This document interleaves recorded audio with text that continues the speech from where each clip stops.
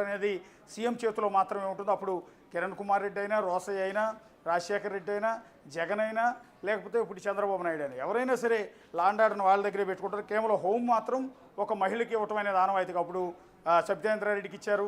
జగన్ సర్కారులో మొదట సుచరితకి ఇచ్చారు. ఆ తర్వాత ఇంకో 2.5 ఏళ్ల పాటు 2.5 ఏళ్ల పాటు హోంమంత్రిగా తావేటి వనితకు ఆ పోస్ట్ ఇవ్వడం అనేది జరిగింది. ఈ నేపథ్యంలో మరోసారి ఎస్సీ మహిళకు అనిత వంగలపూడికి హోంమంత్రిగా అవకాశం అనేది తెలుగుదేశం పార్టీ కల్పించింది. సత్యకుమార్ యాదవ్ ఆయనకు ఆరోగ్య శాఖను ఇవ్వటం అనేది జరిగింది. ఆరోగ్య శాఖ అంటే గతంలో కూడా 2014, 2019లో బీజేపీ, జనసేన, టీడీపీ కూటమి అధికారంలోకి వచ్చింది. అప్పుడు పవన్ కళ్యాణ్ డైరెక్ట్గా పోటీ చేయలేదు కానీ ఇండైరెక్ట్గా సపోర్ట్ చేశారు.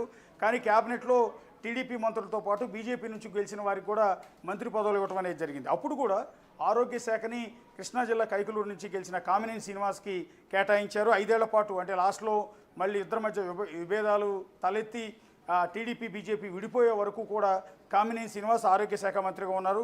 సో ఆనవాయితీగా బీజేపీకి ఆరోగ్య శాఖ ఇవ్వడం అనేది మొదటి నుంచి కూడా ఆనవాయితీగా వస్తుంది. అందులో భాగంగా ఈసారి సత్యకుమార్ యాదవ్ ఆయనకు అంటే బీజేపీ నుంచి గెలిచిన ఎమ్మెల్యే సత్యకుమార్కు ఆరోగ్య శాఖను కేటాయించడం జరిగింది. గతంలో కామినేని శ్రీనివాస్కి ఇచ్చిన శాఖ ఈసారి ప్రస్తుతం సత్యకుమార్ యాదవ్కు ఇవ్వటం అనేది జరిగింది. సో గతంలో జగన్ సర్కారులో ఆళ్ల నాని ఆరోగ్య శాఖ మంత్రిగా బాధ్యతలు 2.5 ఏళ్ల పాటు నిర్వహించారు.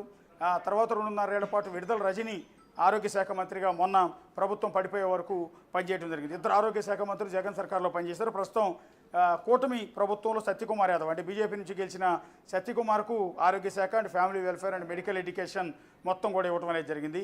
అండ్ నిమ్మల రామానాయుడు పశ్చిమ గోదావరి జిల్లా పాలకొల్లు నుంచి 3వ ఎమ్మెల్యేగా గెలిచిన ఆయనకు మంత్రి పదవి దొరికింది. ఆయనకి వాటర్ రీసోర్సెస్ డెవలప్మెంట్ని ఆయన కేటాయించడం అనేది జరిగింది. ఇది కూడా అత్యంత కీలకమైన శాఖ అని చెప్పాల్సి ఉంటుంది.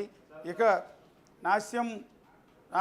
నాస్యం మొహమ్మద్ ఫరూక్ ఎండి ఫరూక్కు ఆయన నంద్యాల నుంచి గెలిచిన సీనియర్ తెలుగుదేశం పార్టీ నేత. ఆయనకు లా, జస్టిస్, మైనారిటీ వెల్ఫేర్ న్యాయశాఖను ఆయనకి ఇవ్వడం అనేది జరిగింది. గతంలో 2014, 2019 మధ్య న్యాయశాఖను టీడీపీలు మచిలీపట్నం నుంచి గెలిచిన కొల్లు రవీంద్రకు అప్పటి తెలుగుదేశం ప్రభుత్వం కేటాయించింది. ఇప్పుడు ఆ న్యాయశాఖను నాస్యం మహమ్మద్ ఫరూక్ ఎండి ఫరూక్కి ఈసారి కేటాయించడం అనేది జరిగింది. మైనార్టీ వెల్ఫేర్ కూడా ఆయన కింద ఉండబోతోంది. అట్లాగే ఆనం రామనారాయణ రెడ్డి చాలా సీనియర్ నేత, కాంగ్రెస్ పార్టీలో అనేక సార్లు ఆర్థిక రెవెన్యూ శాఖ మంత్రిగా పనిచేసిన అనుభవం ఉంది. ఆయనకి ఈసారి ఎండోమెంట్ శాఖను కూటమి ప్రభుత్వం కేటాయించడం అనేది జరిగింది. వైఎస్ఆర్ కాంగ్రెస్ పార్టీలో లాస్ట్ కొనసాగి చివరిలో తెలుగుదేశం పార్టీలోకి చేరారు. గతంలో ఆర్థిక శాఖ మంత్రిగా అనేక సార్లు బాధ్యతలు నిర్వహించారు.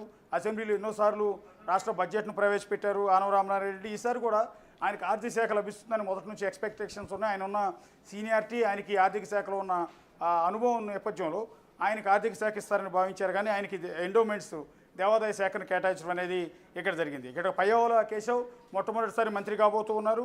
సో మంత్రి అయ్యారు.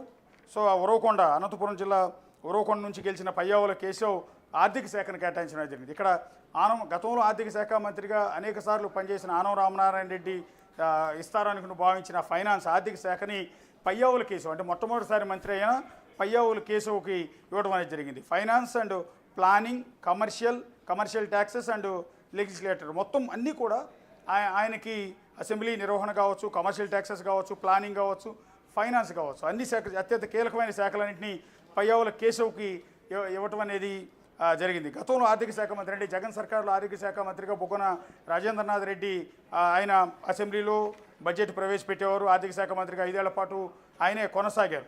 అయితే ఇప్పుడు ఈసారి ఆర్థిక శాఖ మంత్రిగా పయ్యావుల కేశవ్కి ఇచ్చారు. 2014, 19 అప్పుడు